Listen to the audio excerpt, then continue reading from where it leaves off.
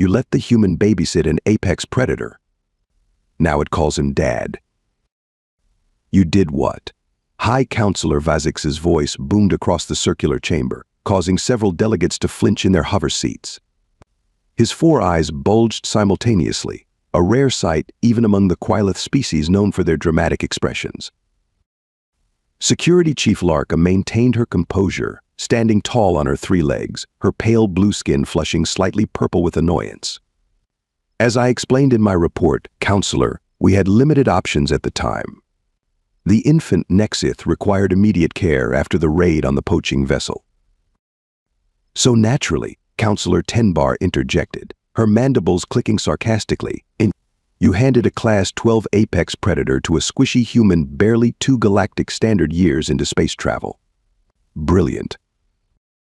The holographic display in the center of the chamber shifted to show footage of a human male, roughly 30 Earth years old, cradling what appeared to be a fluffy ball of midnight black fur with 6 iridescent eyes. The Nexith cub was making a sound somewhere between a growl and a purr as the human gently scratched behind its pointed ears. That human has a name, Larka stated firmly, James Porter, and he was the xenobiological consultant assigned to our outpost when the rescue occurred. A consultant, not a caretaker, Vazix countered, slapping a tentacle against the council table. This species can barely manage their own planet, let alone care for the most dangerous predator in the Orion arm. Counselor Preen, the oldest member present, leaned forward with interest. Yet the human still has all his limbs, most impressive. Larka tapped her datapad, and the hologram shifted to show James teaching the Nexith cub to pounce on a moving target. Humans are unusual creatures. They form emotional attachments to virtually anything. They keep predatory species as companions on their homeworld. They even nurture plants inside their dwellings. Porter insisted he could handle temporary care of the cub. Temporary, Tenbar repeated flatly. That was 4 standard months ago. The arrangement was supposed to last 3 days while we arranged proper containment protocols. The footage changed again, showing the Nexith, now significantly larger, curled up asleep on James's lap while he read from a datapad, absently stroking the creature's fur. The bonding was unexpected, Larka admitted, shifting her weight uncomfortably. Unexpected? Vazix spluttered. It's unprecedented. No sentient being has ever successfully hand-raised a Nexith without severe injury or death. These creatures hunt Krularian battle tanks for sport in the wild. Perhaps that is precisely why it worked, offered Preen softly. Humans lack the instinctive fear response most rational species have toward apex predators. They approach dangerous situations with curiosity rather than caution. Or stupidity, Tenbar muttered. Larka cleared her throat. We continued the arrangement when our scans showed the cub's health improving dramatically under Porter's care. Our xenobiologist requested additional time to study the interaction. What we've observed has been educational. Educational, Vazix repeated incredulously. And now I hear rumors that this creature, this killing machine evolved over millions of years to devour anything that moves, has begun referring to the human as what was it again? Larka's skin flushed deeper purple. Dad, she said quietly. The Nexith calls him Dad. The council chamber erupted into chaos. Order. I will have order. Vazix thundered, his tentacles waving frantically. When the chamber finally quieted, he fixed all 4 eyes on Larka. Perhaps you should explain from the beginning. How did a human end up with a Nexith cub in the first place? Larka nodded and activated a new holographic sequence. 4 standard months ago, our patrol intercepted an illegal poaching vessel in the protected Nexith territories of Vega 9. The Joraxian smugglers had killed an adult female Nexith for her neural crystals. The hologram displayed the gruesome scene, a magnificent adult Nexith, nearly the size of a small transport vessel, lying lifeless on a cargo deck. Several council members averted their eyes. We apprehended the poachers, but during the raid, Officer Greg Thal discovered this. The image shifted to show a terrified, hissing ball of black fur cowering in a cargo container. A cub, approximately 6 weeks old by our estimates. The poachers intended to sell it to a private collector. Despicable, muttered Counselor Preen. Larka continued, we had no Nexith handling specialists on board. The creature was dehydrated, malnourished, and extremely aggressive. We sedated it for transport back to Outpost 47. Which is where this Porter human enters the story, Tenbar prompted impatiently. Correct. Porter was at Outpost 47 conducting research on interspecies communication. When we arrived with the cub, our regular wildlife rehabilitation specialists were unavailable. Unavailable? Vazix questioned. Larka sighed. Dr. Morla was on maternity leave. Dr. Krillvex refused outright, citing his near-death experience with an adolescent Nexith 3 cycles ago. Dr. Paxson was technically available, but fainted at the mere sight of the sedated cub. So no qualified personnel, Vazix clarified, and yet you didn't request emergency assistance from Central Command? I did, Larka countered. The request was filed immediately. The estimated arrival time for a qualified Nexith specialist was 72 hours. The cub needed immediate care, or it would not survive that long. The hologram shifted to show James Porter, leaning casually against a doorframe, watching the commotion in the medical bay. His curly brown hair was disheveled, and he was sipping from a container of what the aliens now recognized as coffee, a stimulant humans consumed in puzzling quantities. Porter overheard our dilemma and approached me, Larka recalled. The footage now showed James walking up to the security chief, gesturing enthusiastically. Play the audio, Vazix commanded. James's voice filled the chamber. So, you've got a baby space panther with no mom and no babysitter? I'll take care of it.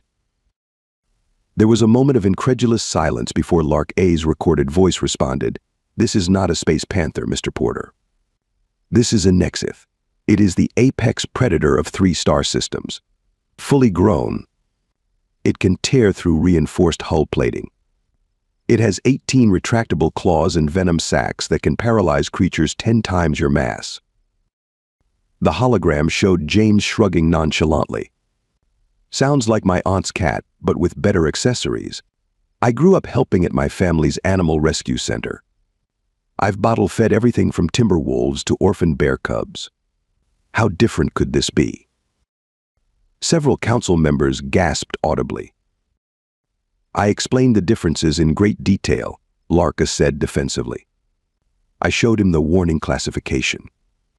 I explicitly told him that no non-specialized personnel had ever successfully handled a Nexith cub without severe injury. And his response? Preen asked, leaning forward in fascination. The hologram showed James grinning. First time for everything, right? Besides, look at those eyes. Poor little guy's terrified. Our scientific team was unanimously against it, Larka continued. Dr. Zimbara said, and I quote, the human will be dead within 6 hours. Dr. Fentlow calculated the survival probability at 12.8%. Chief Medical Officer Trexer refused to certify the arrangement and made Porter sign 17 different liability waivers. Yet you allowed it, Vazix stated. Lark A's posture stiffened.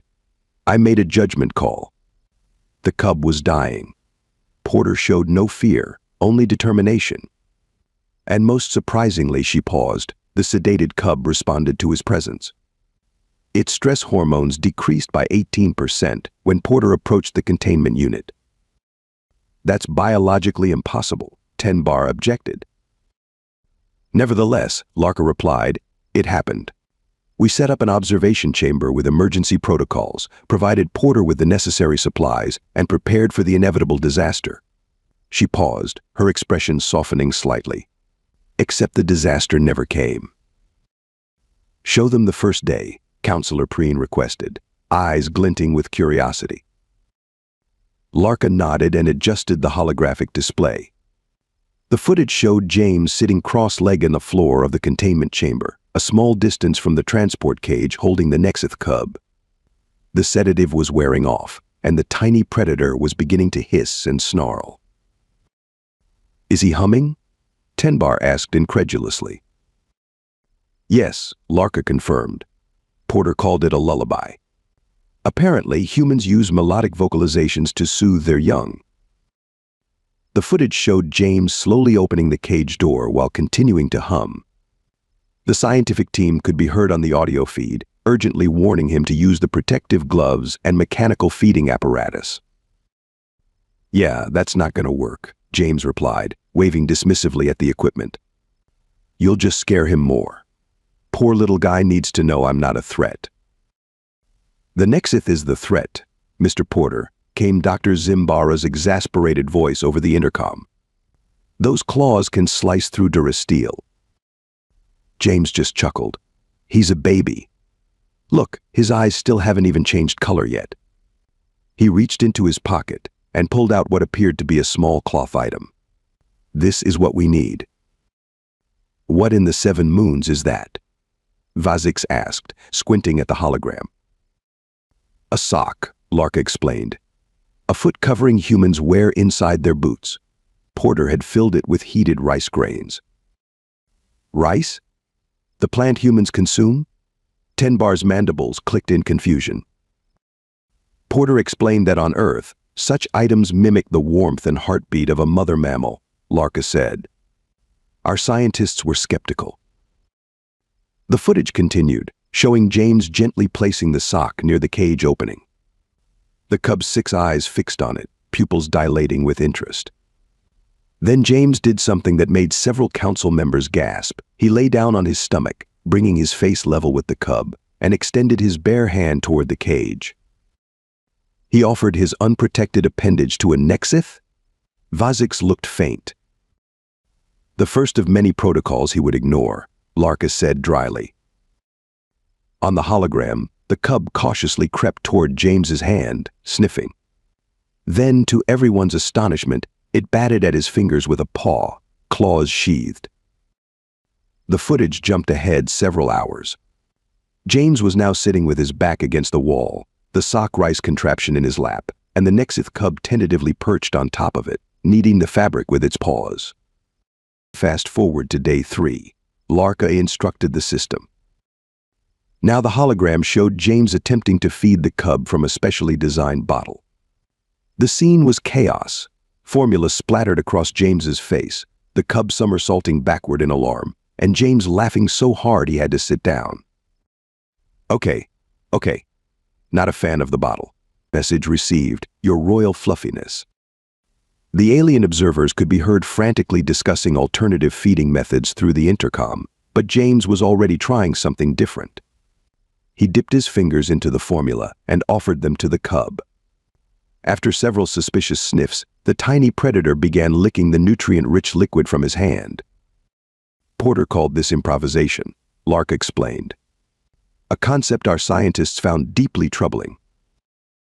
The hologram fast-forwarded again, showing a montage of James and the Nexith over the following weeks. James creating makeshift toys from medical supplies, the cub pouncing on his bootlaces, James sleeping on the floor with the growing predator curled against his chest. James treating a scratch on his arm while assuring the worried scientists, it's fine. Just a love tap. He didn't mean it. One clip showed James wrapped in bandages after a more serious incident, the cub looking oddly contrite, staying close but not touching him. That was the turning point, Larka noted. The cub injured Porter while playing, but instead of becoming more aggressive as our experts predicted, it displayed behavior consistent with remorse. Impossible, Tenbar muttered. Nexiths don't experience empathy. Nevertheless, Larka replied, after this incident, the cub began moderating its strength. Our xenobiologists were fascinated. They started running increasingly complex tests. The footage showed James teaching the cub to respond to vocal commands, rewarding success with treats and affectionate scratches. The predator was growing rapidly, now the size of a large earth canine, its midnight fur glossier, its movements more coordinated. Porter introduced something he called games, structured activities with rules the Nexith learned to follow, Larka continued. He insisted these were building trust and intelligence. A new clip showed the scientists attempting to examine the cub. In previous footage, this had required sedation, but now the creature sat calmly on an examination table, watching James attentively as he talked soothingly. "Good boy, Midnight. Just a quick checkup. Dr. Zimbara isn't going to hurt you, he's just checking your teeth. Yes, I know you have impressive chompers. Very scary, much wow." The human speech patterns degraded around the cub, Larka explained, noting the council's confused expressions. He claimed this baby talk was instinctive. "And the name? Midnight?" Preen inquired. "Another human custom. They name everything, planets, stars, their own offspring, even inanimate objects." Porter said the Nexith needed a proper name, not just a species designation. The final clip showed James and the now adolescent Nexith playing what appeared to be a hunting game. James would hide objects, and Midnight would track and retrieve them, bringing them proudly back to the human. By the end of the second month, Larka concluded, "Our scientific team was divided between those who wanted to immediately publish their observations and those who feared they were witnessing an ecological disaster in the making." Everything proceeded without major incident until approximately 6 weeks ago, Larka continued, her voice growing somber. That's when the crisis occurred. The hologram shifted to show Midnight, now nearly the size of an Earth tiger, lying listlessly on the floor of the expanded habitat. His 6 eyes were dull, his breathing labored. James knelt beside him, his face etched with worry. "The Nexith fell ill," Vazix observed unnecessarily. "Yes, his body temperature spiked to dangerous levels. He refused food and water. Our medical team was summoned immediately," Larka explained, tapping her datapad. The footage showed Dr. Trexer and his medical team entering the habitat in full biohazard suits, much to James's apparent frustration. They attempted to examine Midnight, but the weakened predator growled menacingly whenever they approached. "He let only Porter touch him," Larka noted. This complicated treatment significantly. The hologram displayed the medical team administering standard Nexith treatments, cellular regenerators, neural stabilizers, and nutrient injections, all while James held Midnight's massive head in his lap, whispering reassurances. "Nothing worked," Larka said grimly. After 3 days, Midnight's condition continued to deteriorate. Dr. Trexer informed me that euthanasia might soon become the only humane option. And this is when Porter interfered with medical protocol. Tenbar asked, her mandibles clicking with disapproval. "That's one interpretation," Larka replied carefully. "Another would be that he proposed an alternative approach." The hologram showed an exhausted James arguing heatedly with the medical team. "Your treatments aren't working." James's recorded voice rang through the council chamber. "His symptoms are exactly like when big cats on Earth get hairballs, but worse." "This is not an Earth feline, Mr. Porter," Dr. Trexer responded tersely. "The Nexith's biochemistry is completely different. But the behavior is the same. He's trying to vomit but can't. Just let me try something from our medical supplies." "What have you got to lose at this point?" The footage jumped ahead. James had somehow obtained permission and was now mixing something in a container, explaining to the skeptical medical team, "It's a combination of olive oil, petroleum jelly, and a mild Earth laxative. On Earth, we call it a hairball remedy. I'm betting whatever's blocking him up isn't that different." The council was immediately notified. Larka interjected. An emergency session was called to discuss intervention. The hologram displayed a virtual council meeting, with various members arguing vehemently. "We cannot allow untested Earth compounds to be administered to a protected species," one councillor protested. "The Nexith will die without intervention," another countered. "Better a natural death than contamination with unknown Earth substances." Councillor Preen's voice cut through the debate. "By the time we reach consensus, the creature will be dead. I vote we allow the human his attempt." Back in the habitat, The footage showed James gently coaxing the sick predator to swallow the mixture. Midnight resisted initially, then relented, lapping weakly at the concoction from James's cupped hands. Nothing happened for approximately 14 hours, Larka narrated. The medical team was preparing euthanasia protocols when the hologram displayed James sleeping on the floor next to Midnight when suddenly the Nexith convulsed violently. James awoke with a start as the predator heaved and produced something. Is that Babysits leaned forward, squinting at the holographic image. A mass of indigestible material, yes, Larka confirmed. Primarily consisting of synthetic fibers from the habitat furnishings, several medical sensors he had managed to swallow, and disturbingly, the parts of a maintenance drone that had gone missing the previous week. The council members watched in astonished silence as Midnight's condition improved dramatically within hours of the obstruction passing. The footage showed the Nexith regaining strength, drinking water eagerly, and by the following day, consuming a full meal. Our medical team was perplexed, Larka said with notable understatement. They had never considered a physical blockage. Nexiths in the wild regurgitate indigestible materials instinctively. The theory is that without his mother to teach him, Midnight never learned this essential behavior. And the humans somehow knew? Babysits asked incredulously. Porter called it a gut feeling, Larka replied. A most unfortunate choice of words, given the circumstances. After the medical crisis, Larka continued, our scientific team became far more interested in the relationship between Porter and Midnight.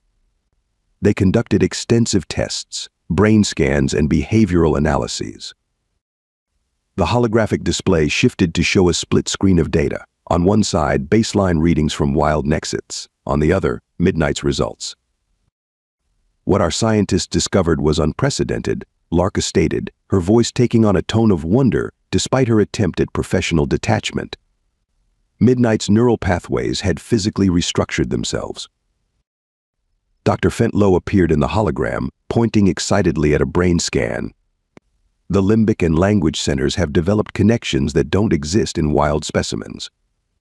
It's as if the Nexith's brain is adapting itself to understand human communication patterns. Impossible, Tenbar scoffed. Nexith neural architecture is fixed at birth. That was our understanding as well, Larka acknowledged. But the evidence was irrefutable. Midnight was changing on a biological level. His stress hormones had permanently recalibrated to find human presence soothing rather than threatening. His pupils dilated in recognition when shown images of Porter, a response typically reserved for parent Nexiths. You're suggesting imprinting, Counselor Preen said slowly, his aged eyes widening. Like avian species on countless worlds. Precisely, Larka confirmed. Though Nexiths have never been documented to imprint on anything other than their biological parents. The working theory is that the trauma of losing his mother, combined with Porter's care during a critical developmental window, created the conditions for this unprecedented bond.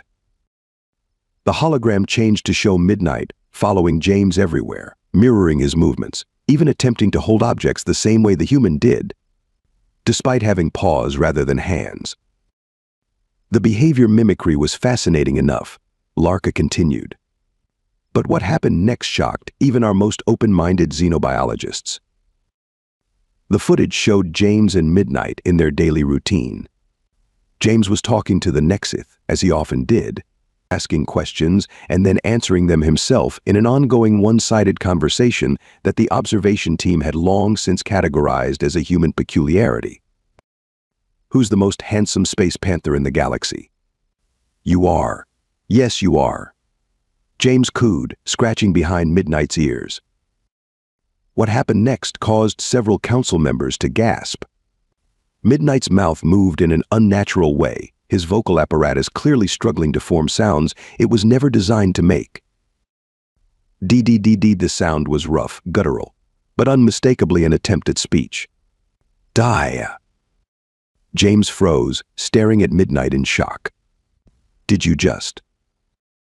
Diaad, Midnight managed, the word malformed but recognizable. The council chamber fell into stunned silence as they watched James's face transform with emotion. He fell to his knees, wrapping his arms around the Nexith's neck. "That's right, buddy," James whispered, his voice thick. "I'm your dad." The implications were staggering, Larka said, breaking the silence in the council chamber. A Nexith, attempting human speech, recognizing a familial bond with a completely different species. The hologram shifted to show a heated debate among the scientific team. "This changes everything we know about Nexith cognition," Dr. Zimbara exclaimed. "It's an aberration, not a breakthrough," countered Dr. Krillvex. "The specimen is compromised, its natural instincts corrupted." "Or perhaps enhanced," argued Dr. Fentlow. "This Nexith is displaying intelligence and adaptability far beyond what we believed possible for the species." "The specimen should be isolated immediately," Dr. Krillvex insisted. "We have no idea what impact this human influence might have on its development." "Isolating him from Porter now would be cruel," Dr. Zimbara protested. "They've bonded. Separation would cause psychological damage." "Since when do we consider the psychological welfare of apex predators?" Dr. Krillvex demanded. "Since one of them called someone dad," Dr. Fentlow replied quietly.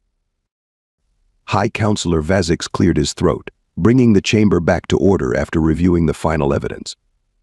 His 4 eyes blinked in sequence, a sign of deep contemplation among the Quileth.